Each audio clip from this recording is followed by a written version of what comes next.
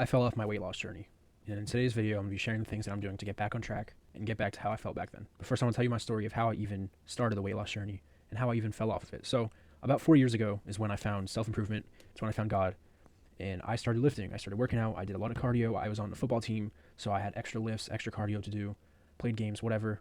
Also hit the gym at the same time, woke up in the morning. I was locked in, sometimes waking up at like 4:45 to go to the gym. It was great. I felt amazing. I was working out 2 times a day-ish, sometimes even 3.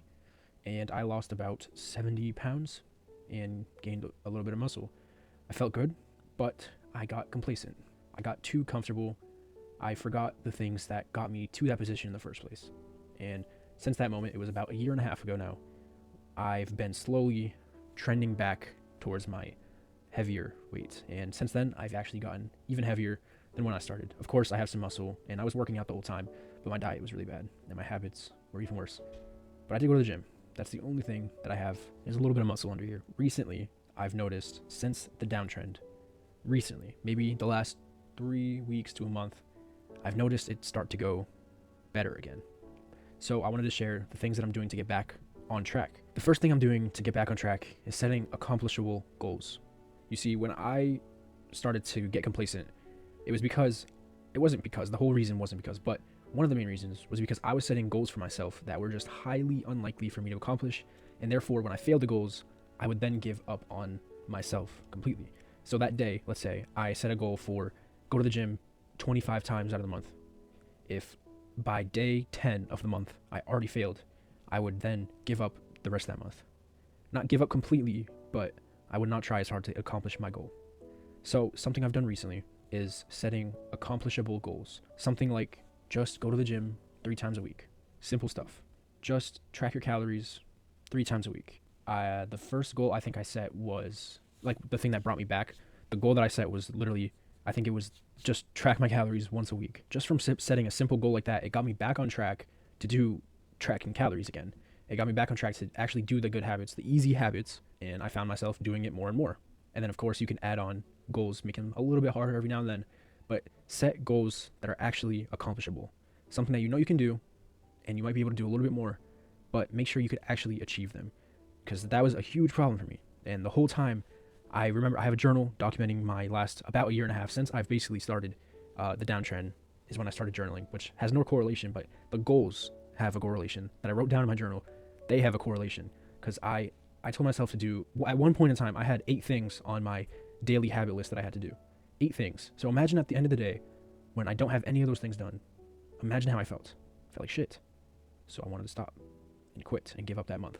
Now, the second thing on my things that I'm doing to get back on track is having a mindset change. And a few things I mean by the mindset change is now that I've turned 18, which I know for some people you won't be able to exactly relate to this, but I just turned 18 a few months ago, and I'm kind of realizing that I'm going on a downtrend as I'm getting older, when these are supposed to be my prime years, the years that I'm supposed to feel the best.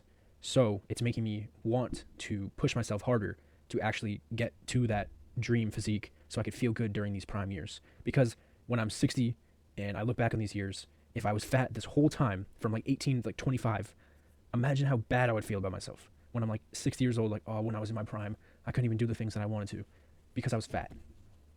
And so having that just a little bit of motivation boost, that little bit of discipline to push yourself a little bit harder, because you don't have infinite time in these years of your prime, and knowing that I can't stay in that cycle any longer. I can't stay in the cycle of beating myself up every time I miss a goal, because it happened literally every day.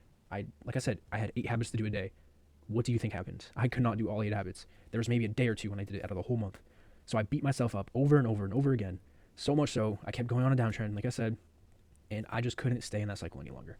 Having that mindset change of I need to do something now is what motivated me recently, specifically. Take steps to actually get my time back. And the last part of this mindset change is I can't do the things that I want to do. So some of you can see clearly I am trying to be a content creator. I can't talk about fitness because I'm not the person that I would take advice from. I'm not really the face you would see when you're trying to look for gym advice, am I? And I kind of recommend this for anyone. Don't take advice from people that you don't want to be in their position. And that kind of applies to even me. I don't really know what I would say to the people watching me, to be honest. If you are taking my advice, I'm probably not the best person to take advice from. If you really think about it, there's probably better people to take advice from. And I know it's kind of weird. how I'm making a video and telling you guys not to watch the video. I don't know. There's a weird contradiction there. I don't really know what to say to that, to be honest. If I were you guys, I would be watching someone with more experience and someone that looks better, someone that has proof that they actually did it. I do have proof that I've done it before, but anyway, back to the main point. I can't talk about those things because I just don't fit that personality. I want to talk about the gym because I've been going to the gym for 3+ years. Obviously, I don't look the part. So I want to get to the point where I can talk about the gym. I'm going to look back on days like this, the period of my life where I was going back on a downtrend, and I'm going to be able to talk about them in the future, saying how I lost X amount of weight twice, gained this much muscle, and looked this good, show off my physique, whatever. I want to be able to feel that again. And let me just say, if you are big right now, when I did lose weight, I felt the best I've ever felt. Just being confident in your own body and feeling that weird, like, not, I wasn't completely lean, but feeling that weird, like you're tight on your stomach, your biceps feel kind of loose, you feel kind of nice, you hit some flexes, you're wearing wife beaters around the house, maybe even to the gym. I wore a wife beater to the gym once. I mean, I just felt so much better about myself when I was in that state. And then finally, number 3, the last thing I'm doing to get back on track is eliminating distractions. This one's a little bit different to the other two because they're less doing things, right? Eliminate distractions. What do I mean by that? Get rid of the things that are taking your time to actually improve yourself on. And this applies to everything. This doesn't just apply to the gym. But for me, right now, I need to eliminate stuff that is making me not go to the gym. And what is that for me? Video games is probably the biggest one. And then maybe another one would be scrolling and just watching a bunch of YouTube videos for no reason. Those are probably the main 3 things. And literally 2 days ago, I downloaded an app blocker for all 3 of these. Wait, scrolling. Yeah, I deleted all my video games. I deleted app blockers. I deleted, I have like a TikTok thing where if I open TikTok, it literally pauses for a second and tells me to take a deep breath before actually doing anything. So the only thing I can really do on TikTok is just post videos. I literally have it so if I open a website, I think you know what website, it literally brings me straight to the Bible, which is awesome, by the way. It will make you stop right away. And boys, I think you know what I'm talking about here. But the biggest thing is just video games. So I deleted all my video games. I'm selling my PS5 because it's just a huge distraction keeping me from doing the things that I want to do.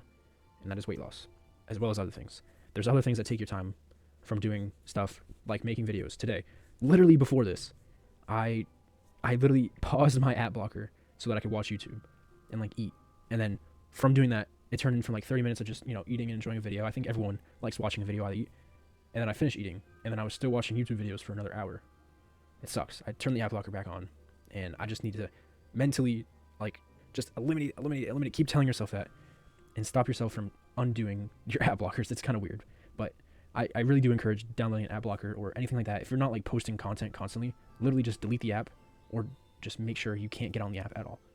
As long as you're not making content. If I was like not making content, I would delete TikTok and Instagram and YouTube, all of that. And today, actually, during my work, I have a really easy job, receptionist. I just kind of go on my laptop the whole time.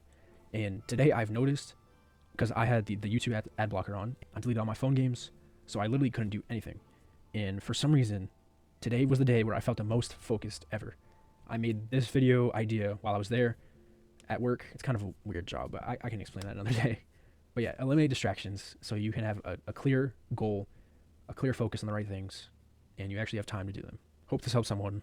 Love y'all. See you tomorrow.